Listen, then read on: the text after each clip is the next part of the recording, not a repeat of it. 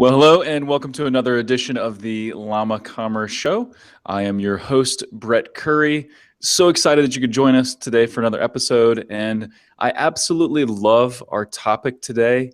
In a lot of ways, this topic is the reason I first got into marketing and started to kind of like the field that I'm in now. And so we're talking today about how to influence buyer behavior and hacks, if you will, to influence buyer behavior. We're going to get inside the mind of your customer and the mind of your shopper on your site. It's going to be a ton of fun, and I'm super excited about my guest. As always, we're here to demystify e-commerce into actionable bites, and I think we'll today hopefully demystify your customer and help you get inside their brain, know how they tick, and know how you can influence what you need to influence. And so my guest today is Jennie Wong, Ph.D., and Jennie is the CEO of shoppingquizzes.com. I was introduced to her by a friend of mine, been very impressed by the work that she's doing now, the work that she has done. And one little tidbit that I think every listener, every viewer needs to know is that Jennie did graduate with her Ph.D. at age 22. And so that means she graduated college at age 16. I was brace-faced kid, just learning to drive and playing video games and interested in girls only, and that was about it at age 16. And she was graduating college and going on to conquer the world. And so with that, Jennie, welcome to the show. So glad you could make it. Hi, Brett. Thanks for having me. Yeah, glad to do it. So quick background, if you could. What was it like graduating with your PhD at age 22, or maybe going to college as a teenager? What was that like? And then a quick background, how did you get into buyer behavior and shopping quizzes? Like, how did that all unfold? Well, what a long, strange journey it's been, indeed. I started off life as that nerdy kid who always had her hand in the air and, was a pain in the butt of all of my teachers in elementary school. And I was really disruptive in class because I was kind of bored, so they started skipping me ahead a couple of grades.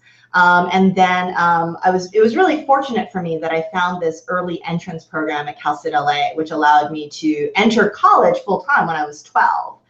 And so I graduated very much on time at 16, nothing unusual about doing college in 4 years. I just had sort of a head start. And then, from that point, it made sense to me to go on for my master's and PhD because all my role models had been, professors at research universities at that point. So I got my doctorate from the University of Southern California when I was 22, which means I've been a social scientist literally my entire adult life. But what I wanted to do was bring all the research out of academia and make it really useful and applicable to the real world. And I started off doing that at first as a management consultant, but then I became an entrepreneur in the world of e-commerce because of meeting and marrying my husband, who's been an e-commerce web developer his entire career since graduating from college at the normal age. And so we were working in the field of e-commerce, and I had this background in communication and cognition and decision science, partly from academia, partly from management consulting, because that's also about human behavior change, getting employees to do what you want them to do and make the changes in their behaviors that you want to see for company performance. And we realized that there was this problem in e-commerce that we were qualified to solve kind of uniquely. We had a unique perspective on it, which was this kind of exploding choice problem, this overwhelming choice problem. So our way in was really through the paradox of choice. That's so cool. And yeah, so when you were, wrapping up your PhD at age 22, I was writing radio commercials and learning to be a copywriter. And so, like I mentioned, part of what got me interested in marketing and now my team and I, we focus mainly on search marketing and mainly on the traffic side. Like, how do we get the right person to click on an ad and end up at your site? But the reason I got into that is because I love to see what moved people, like what combination of words, what message is going to move someone to take action. And so it's really an interesting thing, but it makes no difference how much traffic you get to a site if you don't then get someone to take the action you want them to take, if they don't purchase, if they don't sign up for something once they get to the site. So that's what we'll dig into today is, hey, once you've got that person, that buyer, once you get their attention, once they're looking at your product detail page, your category page, or whatever the case may be, how do you get them to commit and take action? And so I love this topic. You mentioned the paradox of choice. I think if all of us sat and thought for a minute, we'd probably know what that means. But if you could just kind of frame that at a high level, what is the paradox of choice? And then we'll dig in more to the topic. Absolutely. So the paradox of choice goes by other names as well. So there was a really popular New York Times article that came out a couple of years ago, and they called it decision fatigue. Do you suffer from decision fatigue? Making all of these choices is really tiring. And so the paradox of choice in a sentence is just the more choices you give someone, the less likely they are to pick any of the choices at all. Yeah. Right?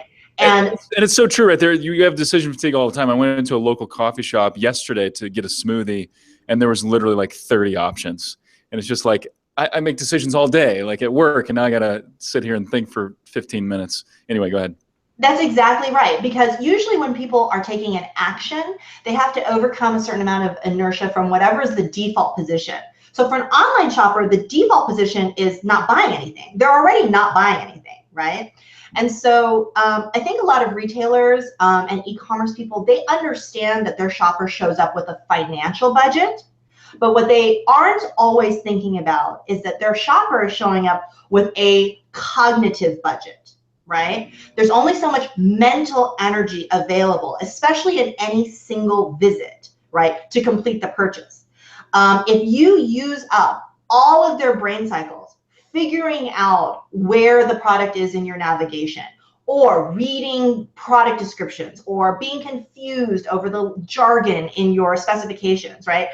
They're out of mental energy, and they may not be thinking to themselves, okay, I'm out of energy, so I'm not going to buy this ever. They're just thinking, I feel kind of tired. This is taking too long. I'll do this later.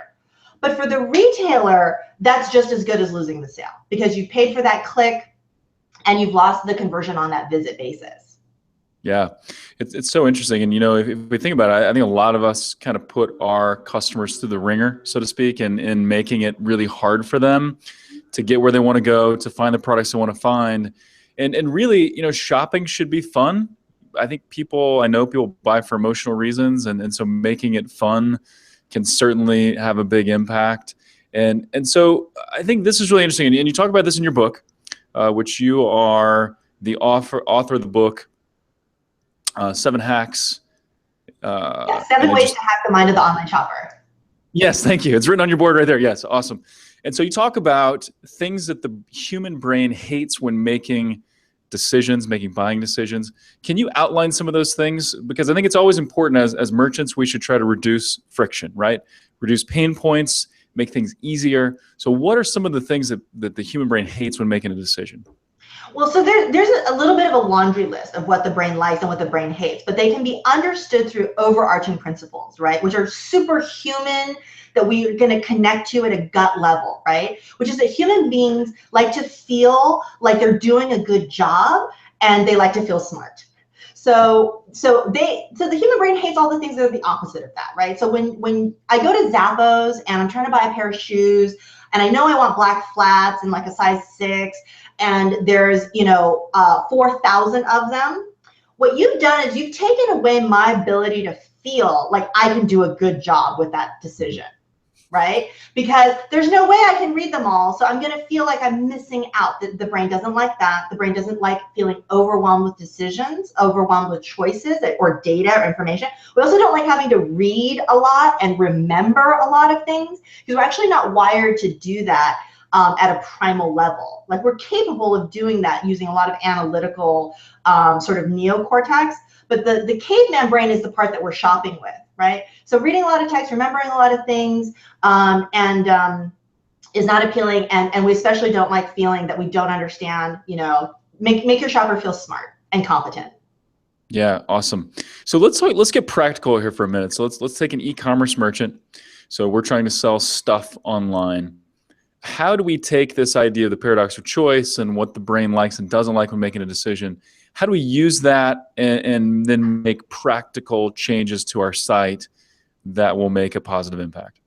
Okay, so I think a lot of retailers feel like they want to appear to have an abundant selection, right? And sometimes that's true. You really have a lot of products and variations in what you sell. Sometimes that's not true, and you're actually trying to make it look that way, maybe by showing a thumbnail for every color of something that you sell, right?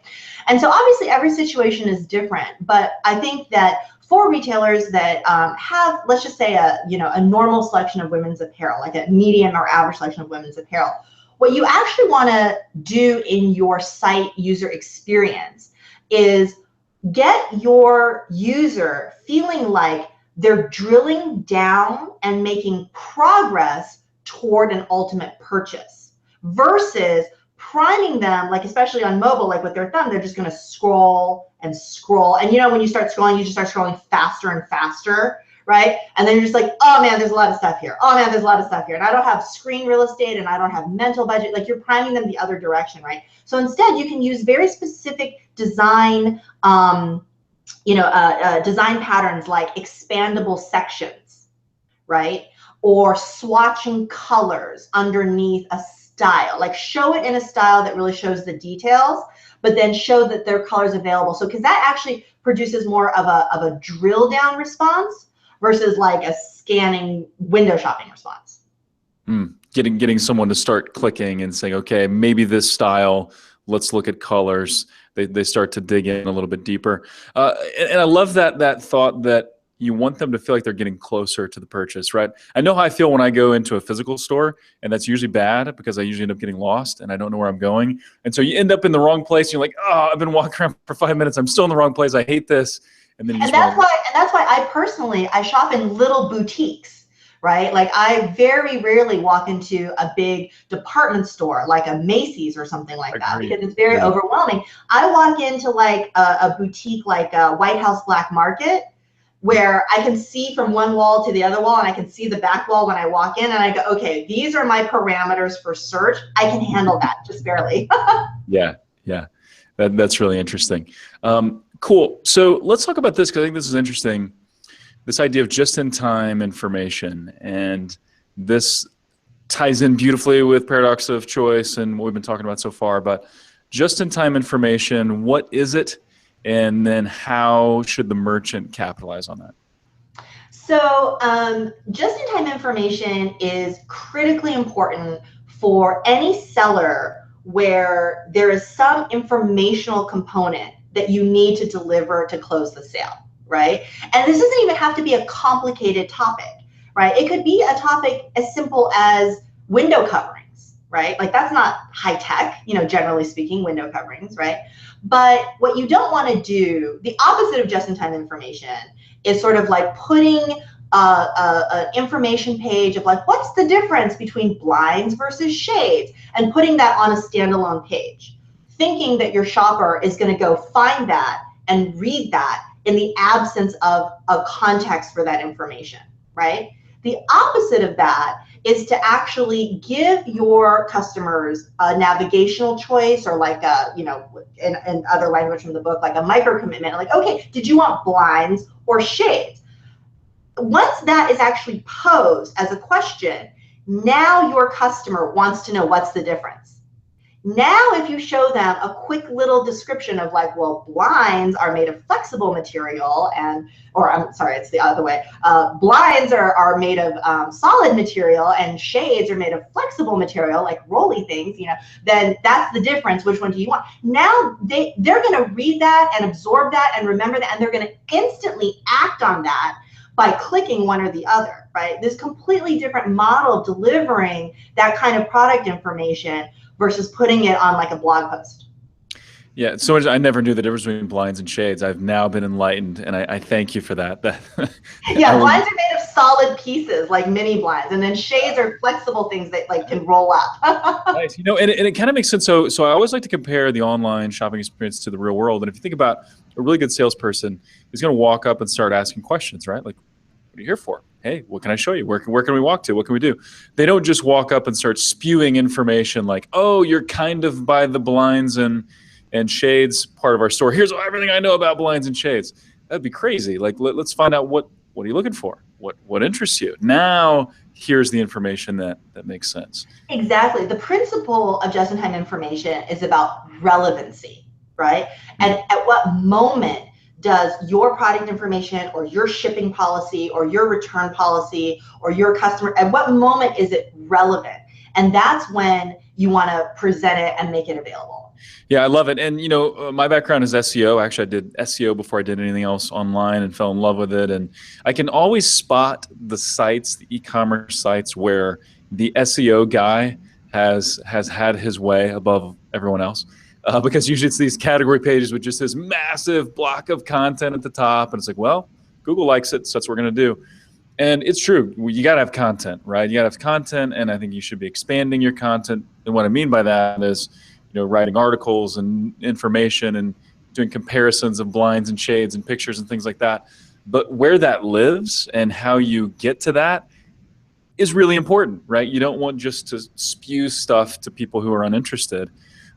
You want that information to be crawlable by Google. You want those that are really interested to find it and for them to find it at the right time. So I love the just-in-time information concept. It's beautiful. Any other examples? Can you think of any other sites that do that really well? Yeah, I mean, I think that the hover over like informational boxes are a great example of that. Putting the definition of something right next to the moment of action.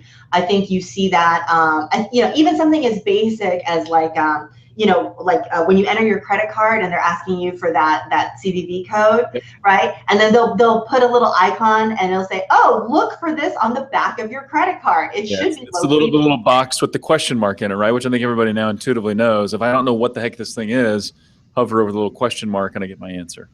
Exactly.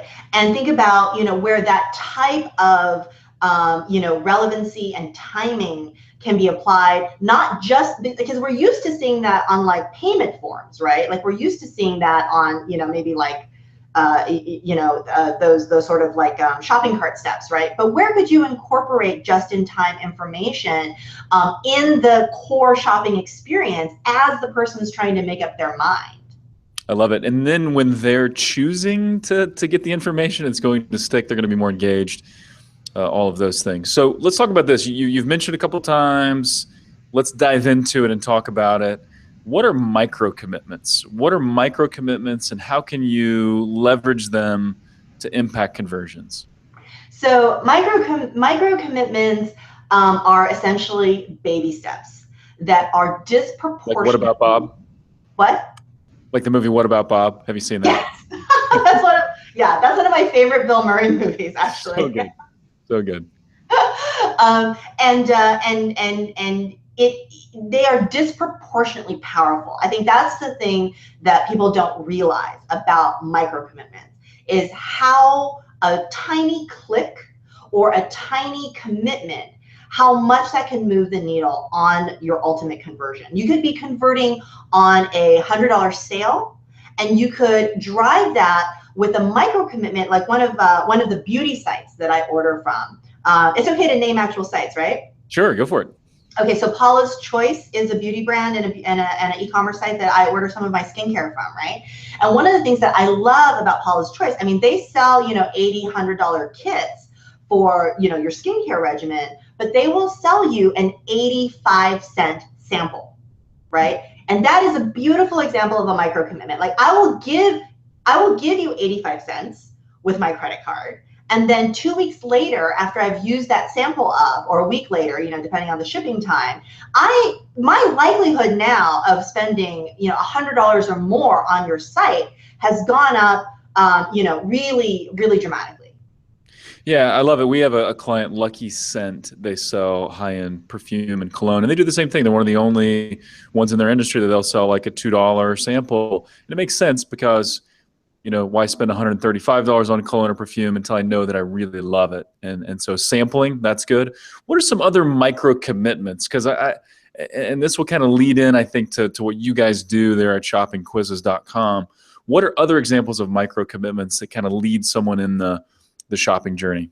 Absolutely. So yeah, obviously, the Shopping Quizzes design leverages micro commitments in a really innovative way. But even if you're not able to work with our company, there are other examples of micro commitments in the space. So there are examples, I think, that are very relevant to double-digit purchases, and then there are also examples that are relevant to like 4-digit purchases, right? So a micro commitment could be something like giving your information to join your VIP club, or watching a video, or downloading a buying guide, right? Those are all examples of micro commitments that are relatively low cost to execute for a retailer.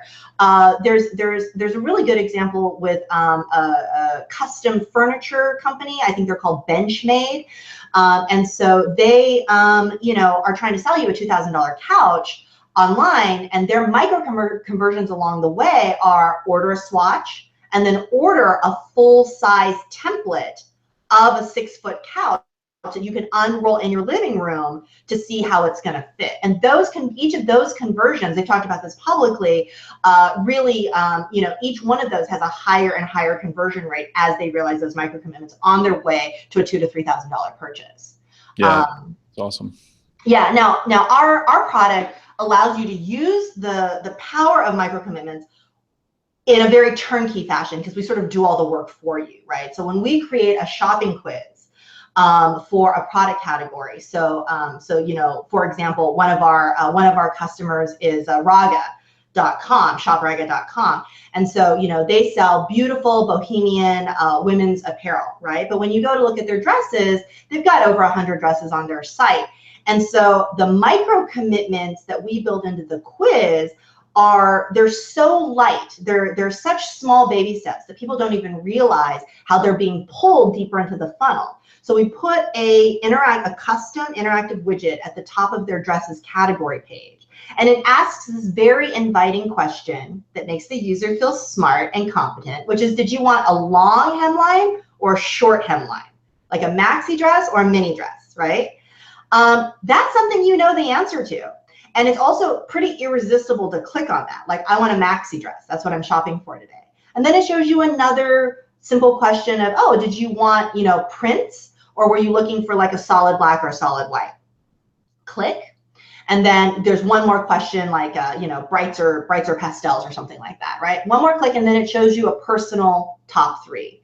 So that interaction design has drawn you down the funnel. It's engaged you. Each of those clicks is a micro commitment where you're declaring your purchasing intent, right? And you are getting increasingly committed to this purchase. And then when we show you 3 at the end, a lot of things are happening there, psychologically speaking. But one of the things that's happening is that solves the paradox of choice. Right. Because 3 is a manageable choice set. And now you can read each of those product pages without feeling overwhelmed that there's 6,000 more options waiting for you. Yeah, and what's so interesting, I what I want to clarify is we're not saying that as an e-commerce merchant you shouldn't try to expand your selection.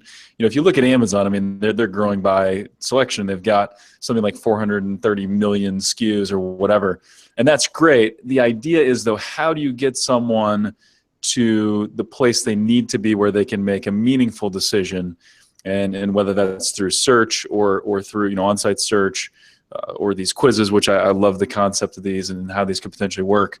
Can you talk about the study? I believe it was the jam, about jams, where there was the difference in the amount of choices and then the number of people making purchases based on the number of choices available.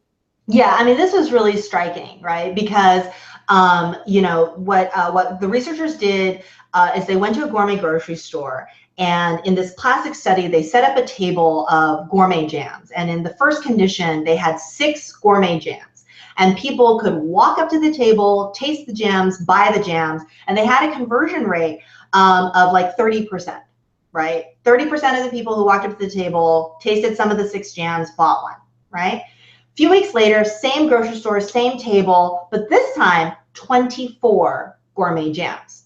That's not even a lot of jams, especially if you think about the world of e-commerce, right? 24 jams. They sold, do you want to guess? Well, you read the book, you know the answer. I read the book, you'd be cheating. They sold 90% less jam because they had an overwhelming selection. Because if you think about it, if you're shopping and you're on your way to the car with your purchases, right? Or you're on your way in to get your shopping done. You don't have a lot of time, right? You could stop and taste a couple of jams and buy one, but can you taste 24 jams? You know, most people can't. And when you feel like you can't do a good job at something, then you're just going to choose not to do the job at all. Yep, so powerful. Interesting. So let's talk about the power of simultaneous choice presentation. And this is kind of foundational, I think, to how these quizzes work. But talk about simultaneous choice presentation. Right. So this is a really subtle principle that is powerful both for conversions, but also a body of research that is meaningful to how happy your customers are with their purchase, which we suspect would also drive their likelihood of returning the purchase. And we all know returns kill your margins, right? Yep. So that's one of the bonuses about learning about simultaneous choice presentation. So so the classic study was done with chocolates, right? Where they gave people 5 chocolates to try and to pick the one that they wanted to win a box of, right? And then they rated how much they liked their choice. So when you present them in sequence, like, okay, taste the first one. Okay, now taste the next one. Okay, now taste the next one, right? And then at the end of that, you have to make a decision. Your satisfaction with that is going to be fine. You know, like it's not necessarily going to be bad. You're going to probably like the one that you picked. However, if I present to you your choices simultaneously, if I say, here's all 5, now pick which one you like the best, your satisfaction is significantly higher. Statistically significantly, you will be more happy with which of the 5 you pick. And like I said, we suspect that you'll be less likely to return it to sender. So the trick is, how do you use simultaneous choice presentation when you have so many options? Well, you have to find a way to narrow down the set, right? And then you can trigger that higher satisfaction response. Really interesting. And so if you go back to the jam example that you were talking about before, I know that was a physical store, but if you want to translate that into online, you know, you wouldn't tell the seller of jams, hey, 6 is your magic number. You can never make any more jams than 6. That's not the point. But if you were to say, hey, what are you looking for? You looking for like a sweet jam or a spicy jam? And I think spicy exists in the world of jams. So I want sweet. Okay. Are you looking for like regular berries or some kind of exotic stuff? Oh, just the regular, you know. And then so you lead them down the path, and now, you know, maybe you've got hundreds of jams, but you're leading someone to the 5 or 6 or 10 or whatever that they can actually digest and pick from. That's exactly right. And actually, I think one of the easiest ways to remember simultaneous choice presentation versus sequential, which is the bad one, right? Sequential choice presentation. Actually, I think the most vivid way to remember it is actually to think about dating on Tinder. Okay. All right. I've heard of this thing called Tinder, and I know it's the swiping left or right. I don't even know which is which, honestly, but that's hilarious. So, and how is Tinder? Tinder is sequential, right? Or is it? Right. So what they say is sort of like in olden days, right? That you had simultaneous choice presentation because you lived in a town and there were only so many people of, you know, your preference of approximately the right age that you could choose from. And so you would just pick one and get married and feel satisfied, right? Because you knew what all your choices were, right? Yeah, yeah. But the modern world of online dating, of which I'm just using Tinder as a shorthand, right, is an endless sequence, right? There could always be a next one that could be better. So at which point do you say, that's good enough, I'm going to buy it, right? So whether that is committing to a partner, or obviously the analogy is committing to a purchase, if it feels like an endless sequence, why would anyone stop and say, okay, this is the one I want, here's my credit card, when they feel like right around the corner, there could be one that's better. That's the impact to conversion and the impact to satisfaction. It's really interesting. That's a good visual. I didn't see that one coming. That's interesting. But it does kind of lead you saying, okay, if I pick this one, yeah, what if the one of my dreams is the next one? And so I'm going to keep going. That's really interesting. Well, yeah, Quest for the Best is actually something you have to fight as a retailer, right? So that they can, you know, feel like they are ready to choose, because that's the moment purchase happens. Yeah, great. So let's dig into these shopping quizzes just a little bit. And I know you've kind of talked about a few examples with the dresses, but what are shopping quizzes? So just kind of talk about that, just to make that clear. Why are they so powerful? And then give us a few examples, because I want to talk about some examples, and then maybe even have listeners or viewers go check out some of these examples, because it's really, really interesting. Yeah, I would love to. I would love to, show. So, the book is called 7 Ways to Hack the Mind of the Online Shopper, and shopping quizzes is all 7 principles at work, right? And so a great example is one of our earliest case study partners, which is Golf HQ. So if you go to golfhq.com, you can see a shopping quiz on their men's shoe page. So they're a leading discounter of all things golf, and one of their top selling categories is discounted men's golf shoes, right? And they have a huge selection of hundreds of shoes that they're discounting at any given moment, right? And so they have been using shopping quizzes as their merchandising solution. So it's a way of delivering an in-store experience online, because it makes it more like talking to a salesperson, right? So the first question that you'll see when you go to golfhq.com and click on shoes is you're going to see a question, spiked or spikeless, right? That is one of the most highly relevant questions when it comes to buying a golf shoe.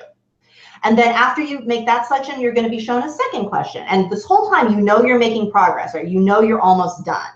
And it's going to say, okay, do you want, an athletic style or a classic style of golf shoe? And then after you click athletic, it'll say, okay, neutral or colorful. And then that third click, you're about 5 seconds in, that third click instantly shows you a personal top 3, right? And one of the powers we've talked about the power of 3 because it's not overwhelming, but it's also powerful because it's now reflecting what you've indicated back to you as what we call a multivariate exact match, which is what left side filters don't do, right? They don't return multivariate exact matches. Very, very rarely do they ever work that way, right? And so the 3 that we're showing you are spikeless and athletic and colorful, right? And so it's like a salesperson who understands you, like, oh, I get you, like I heard you, I was a good listener. And now this set that I'm showing you is not about what I have to sell. This set that I'm showing you is now about you, right? So we've flipped the conversation from what do I have to sell to what do I have that matches you. Yeah. Super powerful. And so, we're not suggesting by this, and you'll see it on these sites as you go check it out, that you shouldn't have a navigational tree, right? Obviously you should. People shop in different ways. You should have site search. Site search is powerful, and that's how Amazon succeeds largely, is by site search. But if you see this, so you go to the golf site and you see that quiz right there, it's pretty compelling. I visited there. I did take the quiz. I don't golf, so I don't even know what shoe I would wear. But it's interesting. Like, you see it and you kind of want to take it. Like what shoe is right for you, and so you dive in and start taking it. Yeah, and not only have they seen really high engagement rates, but we ran a randomized A/B test over the holidays, and they saw a 22% lift in conversion rate from their quiz. Super interesting. Any other examples? Another site or two that you've used a shopping quiz and how that's worked?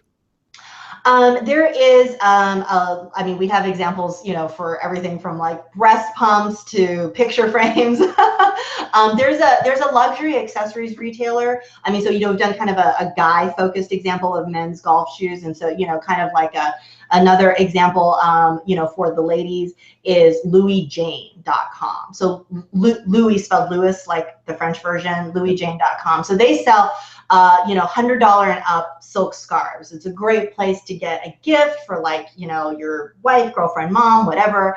But it's not that easy to pick a silk scarf design, right? It's not that they have 100 designs, right? But just that each one has a lot of depth and subtlety to it, right? And so, choosing between watercolors, it's like asking someone, what's your favorite Monet painting, right? And so instead, we made them a scarf finder that asks, it starts off by asking about color family, right? So, like, let's say you were buying, a scarf for your mom or something, right? Cool tones or warm tones.